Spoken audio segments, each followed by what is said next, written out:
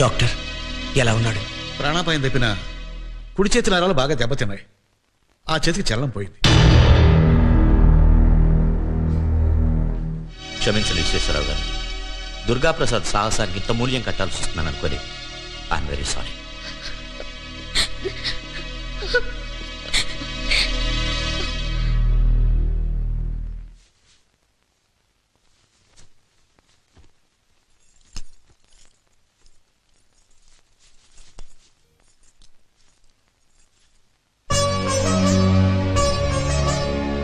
చిన్నప్పుడు నాకు చొక్కా వేసుకోవడం చేత కాకపోతే ఇలాగే తొడిగేదానివి.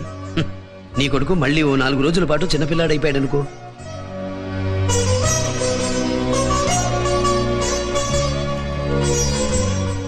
ఏంటమ్మా అలా చూస్తున్నావు? చెప్పారుగా డాక్టర్ గారు, కుడి చేయి నరాలు దెబ్బతిన్నాయి, మళ్ళీ మామూలు కావాలంటే కొంచెం ఎక్సర్సైజ్ చెయ్యాలి అని. అంతేగా? నీ పెళ్లికి కుడి చేత్తోనే అక్షింతలు వేసి ఆశీర్వదించాలిగా. ఆ రోజుకి వచ్చేస్తుందిలే.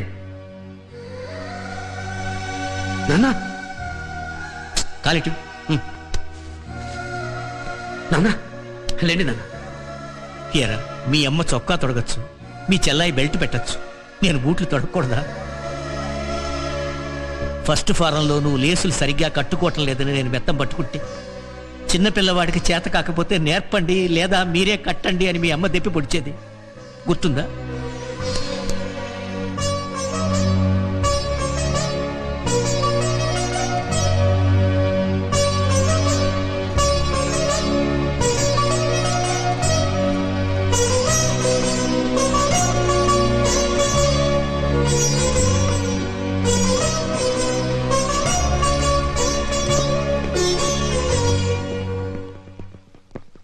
Good morning sir. Good morning. ఈ రోజు హాస్పిటల్ నుంచి డిశ్చార్జ్ అయ్యాను కదా, కొంచెం లేట్ అయింది. మన డిఐజీ గారు ఇక్కడికి వస్తున్నారు సార్. ఆయన వస్తున్నారా?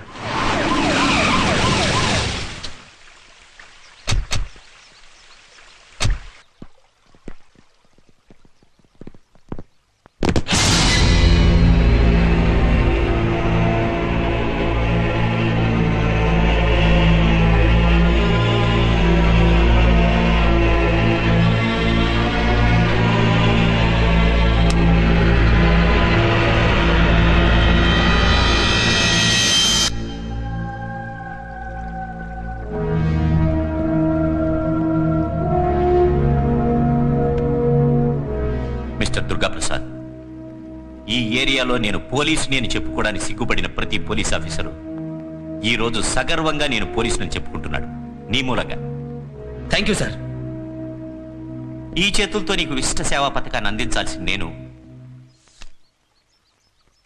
నీ రిటైర్మెంట్ కాగితాన్ని అందిస్తున్నాను.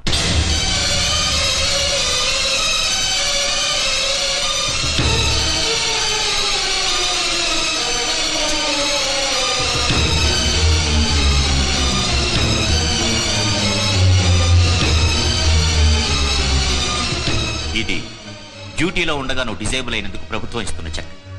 సార్, నేను ఈ పోలీసు ఉద్యోగం భుక్తి కోసం చేయడం లేదు, అంకిత భావంతో చేస్తున్నాను. ఆ కాళేశ్వరరావు వర్గానికి ఉరిశిక్ష పడే వరకు నన్ను డ్యూటీలో ఉండనివ్వండి. నేను ఇంతవరకు నా సర్వీసులో రూల్స్ దాటి ఏ పని చేయలేదు. I'm sorry mister DIG. Rules ప్రకారం వెళ్ళాడు కనుకే నా కొడుకు చేతికి ఆ పరిస్థితి వచ్చింది.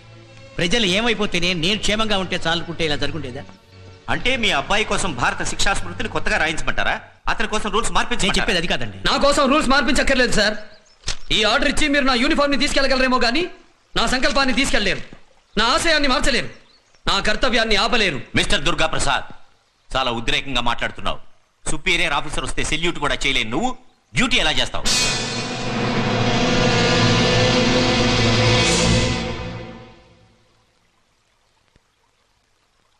I'm sorry, I didn't mean it.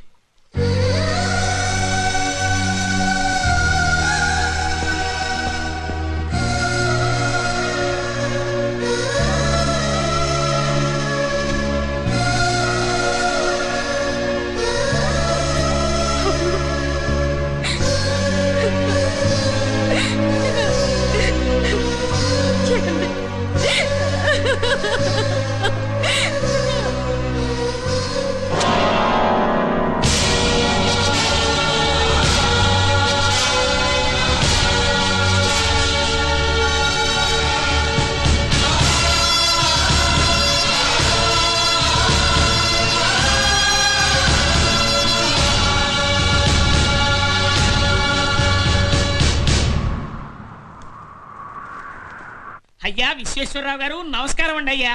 ఆ కాశీ విశ్వేశ్వరుడు దయతలిచాడండి అయ్యా. త్రిమూర్తి కళ్యాణ మండపం దొరికిందయ్యా. ఒరే దుర్గా, త్రిమూర్తి కళ్యాణ మండపం బుక్ చేశారట, అది మనకు సరిపోతుందంటావా? చెల్లెలి పెళ్లికి అది సరిపోతుంది కదా నాన్న. అయ్యా అంటే అబ్బాయి గారి పెళ్లికి వేరే కళ్యాణ మండపం ఫిక్స్. చెల్లెలి పెళ్లికేమిట్రా? మీ ఇద్దరు పెళ్లిళ్ళు ఒకే ముహూర్తానికి ఒకే కళ్యాణ మండపంలో జరిపించాలనుకున్నాం కదా. ఆ ముహూర్తానికి చెల్లెలి పెళ్లి జరుగుతుంది, నా పెళ్లి జరగదు. అదేంటన్నయ్యా? అవునమ్మా, హేమ నన్ను ఒక పోలీస్ ఆఫీసర్గా అభిమానించింది. ఈ రోజు నేను ఆ యూనిఫామ్కే దూరం అయ్యాను. దుర్గా, ఒక ఆడపిల్లను జీవితాంతం బాధ పెట్టడం నాకు ఇష్టం లేదు నాన్న. ఒరే, నీకు నేరస్తుల మనసు తెలుసు కానీ ఆడపిల్ల మనసు తెలియదురా. ఆడపిల్లలు కన్నా తల్లిదండ్రుల మనసు తెలుసమ్మా. వాళ్ళు వద్దని చెప్తే మనకు అవమానం, మనమే వద్దని చెప్పడం సంస్కారం. నువ్వు నాన్న వెళ్ళిరండి.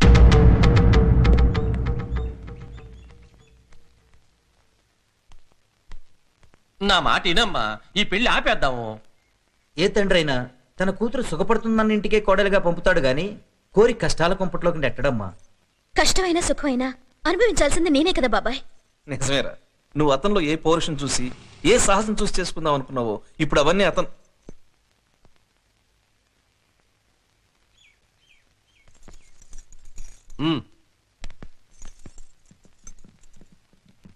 రండి రండి రండి బాబు గారు. కూర్చోమంటారా? అదేమిటి? మీ మాటలన్నీ విన్నాను. పెద్దవారు మీరు కోపం తెచ్చుకుంటే ఎలా? కోపంతో రాలేదండి, ఆవేదనతో వచ్చాను. మీరు ఏమనుకుంటున్నారో అది మీకంటే ముందే మా అబ్బాయి అనుకున్నాడు.